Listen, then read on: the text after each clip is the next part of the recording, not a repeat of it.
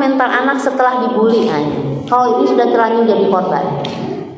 Yang pertama, yakinkan anak bahwa dia hebat. Tunjukkan empati ibu kepada anak. Harus dibangun bahwa kamu itu tidak layak untuk dibully. Mama tuh mencintai kamu. Betulkan persepsi dia tentang dirinya, Bu. Karena anak yang dibully biasanya punya persepsi yang negatif tentang dirinya. Misalkan, ibu nih, anak ini yang dibully itu anak-anak akhir. Dulu tuh ibu kaget pas tahu hamil tuh malah bukan bilang alhamdulillah, malah istighfar misalnya. Astagfirullahaladzim, hamil lagi kan. Itu persepsinya negatif, Bu, untuk anak. Anak merasa ditolak. Nah, itu harus diperbaiki. Kamu itu anak yang paling ibu harapkan. Ibu tuh senang ketika kamu lahir. Perbaiki persepsinya. Baiki persepsinya. Saya pernah anak saya ada yang mengalami tindak menjurus ke pelecehan. Saya kaget. Berarti dia punya persepsi negatif tentang dirinya. Yang saya evaluasi itu dulu. Oh, berarti dia punya persepsi yang negatif tentang dirinya sehingga dia sampai mau menerima kondisi tidak baik. Dia berprasangka negatif tentang dirinya. Akhirnya saya benahi itu, bahwa kamu tuh anak yang diharapkan. Kamu tuh, saya tulis surat, anak-anak udah besar ya. Saya tulis surat. Kamu tuh harapan Umi loh, nak. Kamu tuh kebanggaan. Sampaikan itu, sehingga itu membuat dia, oh iya, itu yang harus pertama kali dipulihkan. Nah, maka saya ketika ada kasus yang sekarang ramai itu, dia kan jarang nangis ya. Anaknya kan nggak nangis. Paham ya, Bu? Yang MA itu kan anaknya nggak nangis kan. Hanya di satu podcast dia nangis. Itu pun nangis matanya sedikit. Itu kenapa? Itu lukanya terlalu dalam. Jadi kalau anak kita masih bisa nangis, ibu harus bersyukur. Karena kalau respon kita masih nangis, masih ngomong, marah, itu berarti masih datar, masih permukaan. Traumanya masih permukaan, tapi ketika seseorang sudah tidak bisa mengeluarkan air mata, berarti traumanya terlalu dalam. Termasuk misalkan istri yang sering disakiti suami, dia itu menawarkan hati, tawar hatinya itu, mati rasa. Kalau kata bahasa Malaysia tawar hati. Kalau kita tuh mati rasa. Sehingga dia nggak peduli suaminya mau pulang syukur, enggak ya udah. Itu sebenarnya puncak kesakitan. Ya. Iya kan? Itu puncak kesakitan. Jadi kalau istrinya masih cemburu, masih kepo, berarti dia masih oke gitu.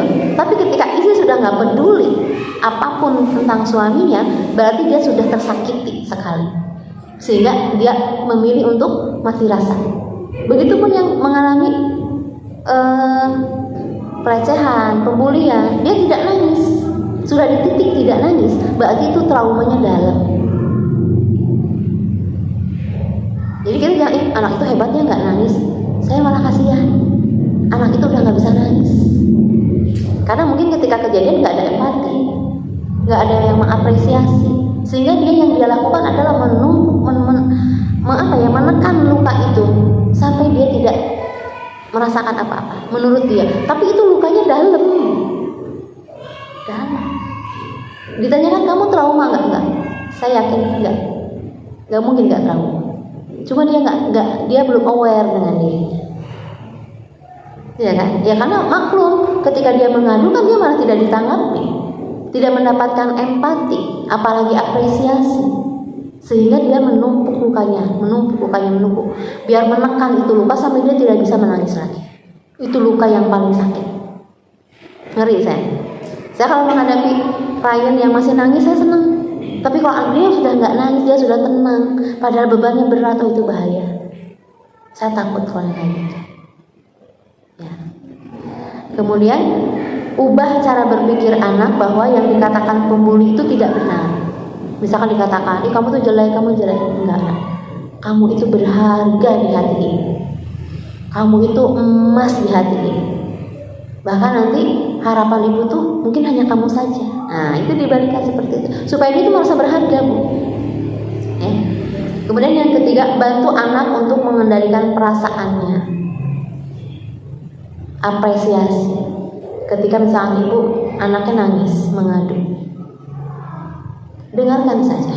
Jangan bilang sabar, yang ikhlasnya. Ketika anak cerita terus nangis, ibu bilang sabar, itu ngerasa kepalanya itu digoda, atau dipukul sama palu. Ada orang yang ketika dia dapat musibah, ya, semua orang yang datang pada dia mengatakan sabar ya, sabar. Beginilah kalau hidup, ada suka ada duka. Ya. Ada lagi orang yang ngadu nasib. Mas cuma segitu masalahnya, saya mah itu nggak ngadu nasib. Itu nggak baik Bu, itu yang harus dihindari. Tapi kan seringkali gitu ya, kita takziah sabar ya Mbak, kita nggak usah ngomong sabar, dia itu lagi berproses untuk sabar. Tapi ketika kita mengatakan sabar, itu seperti goda, paham nggak? Maka jangan katakan sabar, ikhlas, yang ridho, inilah hidup, bunga-bunga hidup memang begini. Terus ngadu nasib lagi, kalau saya mah apalagi. Jangan, dengarkan aja. Dia nyalahin diri, dengarkan aja. Empati aja, listening, dengarkan. Sampai dia keluar semuanya. Dia merilis, itu cuma butuh waktu untuk merilis. Termasuk misalnya ibu ya, punya teman, misalnya yang ada beberapa tuh teman yang diuji dengan sakit anggota keluarganya, baik suami, mertua, orang tua gitu kan. Kemudian tiba suatu hari saya ibu ketemu sama orang seperti itu, terus dia cerita. Ibu jangan mempersepsikan bahwa dia itu sedang mengeluh. Ada teman saya tuh yang jadi nggak suka gitu sama orang itu, kok ngomongin suaminya sih. Dia lagi rilis emosi dia. Rasa emosi dia tuh udah penuh, udah luber-luber. Dengan bercerita, dia hanya butuh cerita. Dengarkan saja Bu, dan jangan menghakimi dia mah kayak nggak ikhlas sih ngurus orang tuanya. Bukan nggak ikhlas, dia sedang merilis. Ya, butuh kita itu merilis emosi. Dengarkan saja. Kadang kita suka salah penafsiran. Itu mah kayak nggak ikhlasnya si ibu itu mah ngurus suaminya, masa diomongin tiap pagi. Saya kalau ada ibu seperti itu sengaja saya tanya malah. Bukan berarti saya kepo ya. Emang kepo juga sih. Ibu sehat? Alhamdulillah Bu sehat. Gimana Bapak? Bu, dia cerita. Nah ini yang saya harapkan. Bukan berarti saya mau ngomongin, dia butuh rilis. Kan kita nggak gantiin dia, nggak mungkin. Dia butuh mengeluarkan sesaat bebannya dengan lewat mulut, lewat cerita. Maka kita nggak usah, ibunya itu dia pergi kayak nggak ikhlasnya yang suami. Bukan nggak ikhlas Bu, dia itu udah ikhlas. Cuma dia butuh merilis, butuh mengeluarkan beban yang ada di hatinya. Mungkin nggak tahu ya, karena saya kuat keponya kali ya. Ada misalnya saya tuh ketemu di mana aja, tiba-tiba dia curhat gitu. Ya udah saya dengerin aja. Oh gitu Bu, ya Allah. Ada saya ketemu orang, saya ngisi taklim di mana gitu. Ketemu orang, selesai acara dia curhat semua. Oh saya dengerin aja. Oh ya Ibu, ya Allah. Aduh, ya Allah, cuma gitu aja. Gak usah sabar, gitu aja. Gak usah, dia gak butuh kata sabar, gak butuh. Justru kita yang lagi belajar sabar sama dia. Iya gak? Ya Bu ya, nanti ya kalau ada takziah, ada yang kena musibah, Ibu jangan hindari kata sabar, yang ikhlas. Diem aja, mulai diem. Karena itu gak pas, itu gak empati. Kalau empati itu apa? Kita seolah-olah merasakan itu. Berarti dia nangis, kita ikut nangis. Jangan juga dia ngomong kita lihat HP. Di Shopee ada diskon, tambah nggak sopan. Dia nangis ikut nangis. Ya Allah. Enak kan kalau kayak gitu? Ya enggak? Nah, kemudian begitupun dengan anak, bantu dia merilis emosi. Oh, Mas sedih ya? Mas pasti marah loh. Pantulkan perasaan dia, pantulkan. Dimaklumi. Jangan, kamu laki-laki, jangan nangis lah. Cetek amat jadi laki-laki. Jangan. Wajar kok, normal kok dia sedih. Oh kamu sedih ya? Pasti sedih lah, ibu juga pasti sedih. Marah banget kan? Pasti marah kan? Udah itu udah, bu hilang. Marah dia hilang, sedih dia hilang. Kemarin saya ketemu anak teman saya tuh. Dia kesal sama ibunya karena diajak mampir gitu kan. Dia nangis. Kata ibunya udah diam. Kata saya, Mas, kamu pasti kesal ya sama ibu ya. Dia gini, marah kan? Bikin kesal banget kan, ibu kan, bener kan gitu kan? Dia gini, udah gitu dia lah, Bu mana HP? Udah semua. Disuruh diam sama ibunya nggak bisa, jangan pantulkan. Kita juga kan sebenarnya pengennya digituin sama suami ya. Ya kita, bunda nangis ya. Ya bilang gitu kan, jangan ngarep.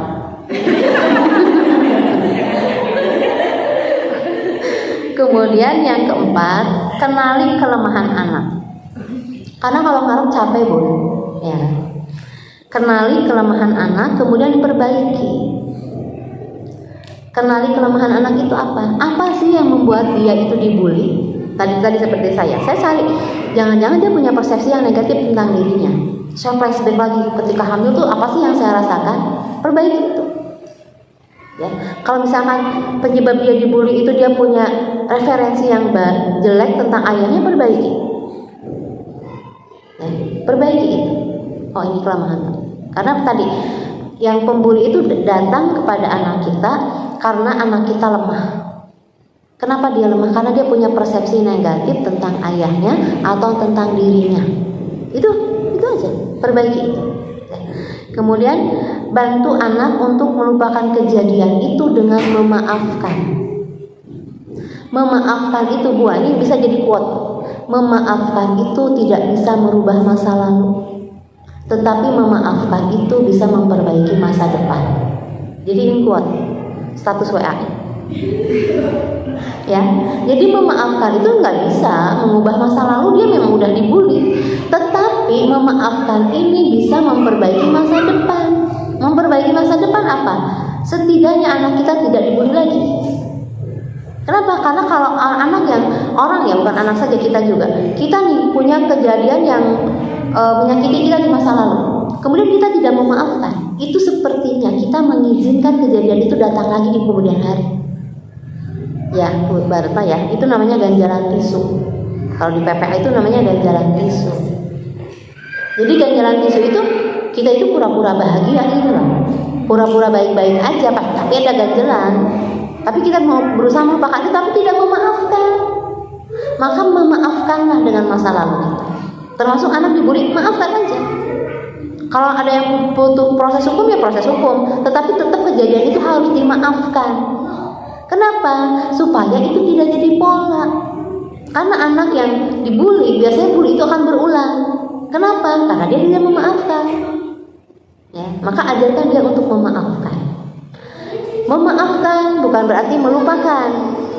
Tapi kalau anak laki-laki mungkin mudah melupakan. Tapi kalau anak perempuan susah, nggak apa-apa. Berarti kita punya kesempatan untuk memaafkan lagi. Terus aja begitu. Ingat, maafkan lagi. Ingat, maafkan. Ya, karena memaafkan juga itu adalah energi kebaikan yang akan membuat kita masa depan kita lebih baik. Begitu